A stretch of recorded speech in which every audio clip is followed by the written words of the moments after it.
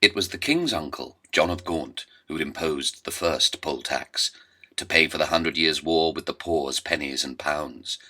But the tax would also benefit Gaunt, worth £100 million in today's money, so the rebels burnt his Savoy palace to the ground.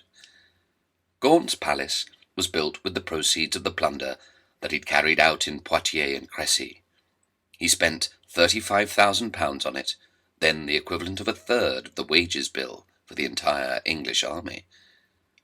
Records from the Court of King's Bench show that this raid was led by a woman, Joanna Farrur.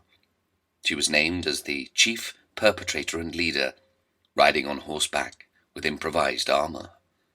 John of Gaunt was away, but his stuffed jerkin was made a target, to be filled with arrows by Joanna and the rebel crowd. Then Joanna uncovered a treasure chest filled with coins, with a sovereign per person. She saw it equally shared. Barrels of gunpowder Gaunt kept there were ignited, and London's most lavish building was left in ruins. Burning for a week, Joanna's smoking rubble pointed to the transience of a rich man's power and influence. After Newgate jail was stormed and prisoners were released, the Fleet Prison's governor was pricked with a sabre, followed by the Lord Chancellor and the Inns of Court lawyers, whose privileges rested on taxes and forced labour. Bundles of documents that legitimized the serfs' shackles by couching them in legalese were seized and liberated from frightened lawyers scuttling like rats in the temple chambers. Their papers were hurled onto bonfires, then incinerated. The Chief Justice, John Cavendish, tried to escape by boat, but he was spotted by 3 women, Catherine Gayman, Margaret Wright, and Margaret Drinkenar, who dispensed their own rough justice when they caught him. The King's Bench prison was sprung, and Richard Imworth, its keeper, fled to Westminster Abbey for sanctuary. But being known as a tormentor without pity, this was ignored. He was dragged out and made to pay in the mortuary. Lambeth Palace was targeted, then the Marshalsea prison, which held yet more victims of the draconian statute. It was emptied so those within could join the peasant army, in its aim to defeat all those prosecuting the destitute. From a turret in the tower, the king could see the rebel army, and hear the gale-force murmurings of its multitude. The flames and plumes of smoke which punctuated every horizon gave an indication of the crowd's hostile attitude. Panicked, the Earl of Salisbury said to the royal council, "If the rebels are successful, then it will be all over with us and our heirs, and England will be a desert," meaning that only his class should live in clover. On June the 14th, the king agreed to meet Tyler at Mile End, and was persuaded to accede to the people's demands, that feudal service should be abolished, along with market monopolies, and that bishops give up their power and their lands.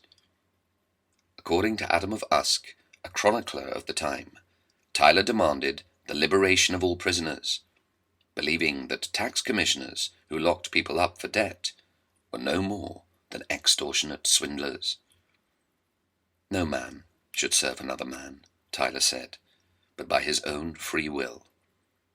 The rebels now described themselves as the true commons, and were forming revolutionary councils, which, through open-air debate, worked out their demands, and after shows of hands settled on a charter, to spell out for the monarchist mafia ranged against them precisely what it was they were after.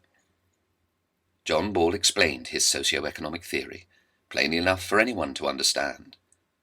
The lords claim to be more lords than we are, rests only on their power to force us to labour that they may spend.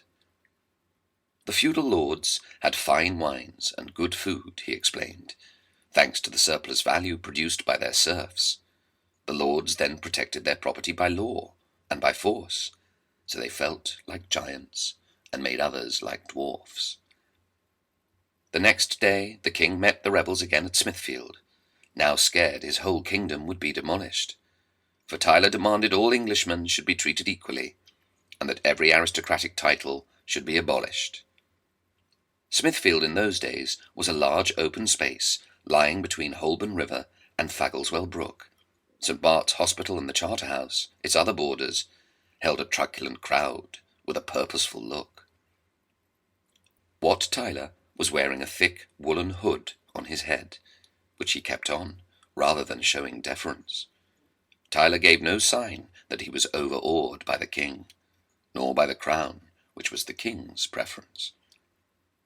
An eyewitness, the writer John Gower, noted that Tyler had a nickname. The crowd called him the Jackdaw. So the Jackdaw stirred up all the others with his outrageous shouting, and he drew the people's minds towards war. Tyler was supported by Ball at his side in his monk's garb, who personally warned the king that matters cannot go well in England until all things shall be in common. The king's advisers saw their system in tatters. Particularly when the crowd took up John Ball's chant, "When Adam delved and Eve span, who was then the gentleman?" and was being swayed by the priest's stirring rants. There are those in England who are treated as beasts, while others idle in velvet. But by whose leave? Why should they be more masters than we are of ourselves? Aren't we descended from the same parents, Adam and Eve? Much the worse shall it be for the lords of this realm, Tyler added, if this charter be refused. He described a vision of England with self-governing communes, and with no one in the land or city being ill-used. No lord shall exercise lordship over the people, and, as we are oppressed by so vast a horde of bishops and clerks, the property of the Holy Church should be taken and divided. If there was to be no end to serfdom, then those benefiting from a callous feudal system would be attacked, and furthermore, they insisted, no man be compelled to work, except under a fairly agreed labour contract. How ill they behave to us! For what reason? Ball asked. For what reasons do they hold us in bondage?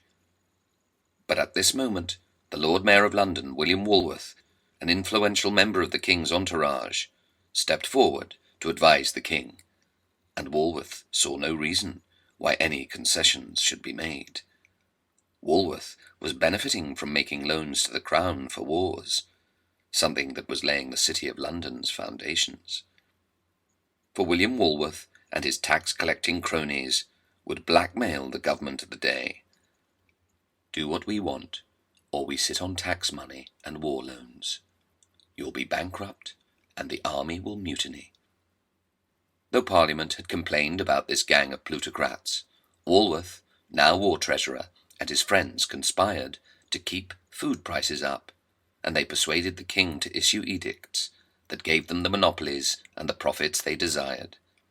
But Wat Tyler's idea of fair shares was anathema to Walworth, blasphemy to this courtier, brothel-keeper, and money-grubber, who, when he saw the king shake hands with a shoeless ruffian, suddenly saw red, and leapt at Tyler with his dagger. Like a coward, Mayor Walworth attacked Tyler from behind, stabbing him in the neck with his blade.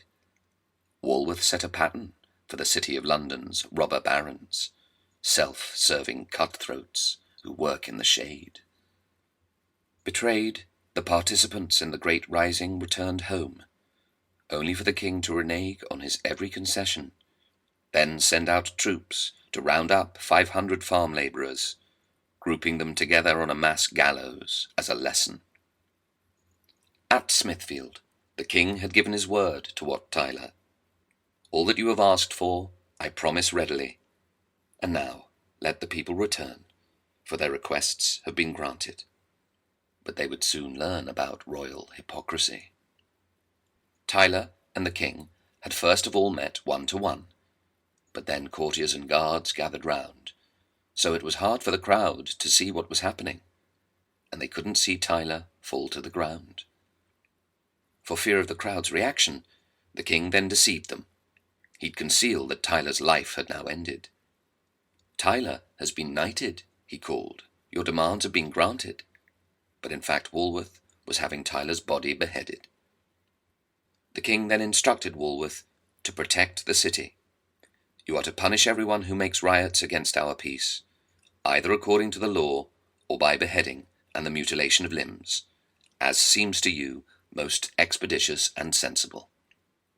And all the charters for the remission of servitude that he'd earlier signed, the treacherous king announced that he'd cancelled.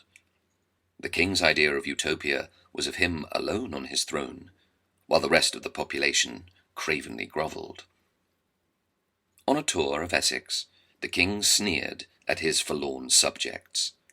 Though as a Christian they were supposed to be his brothers. Rustics you were, and rustics you are still.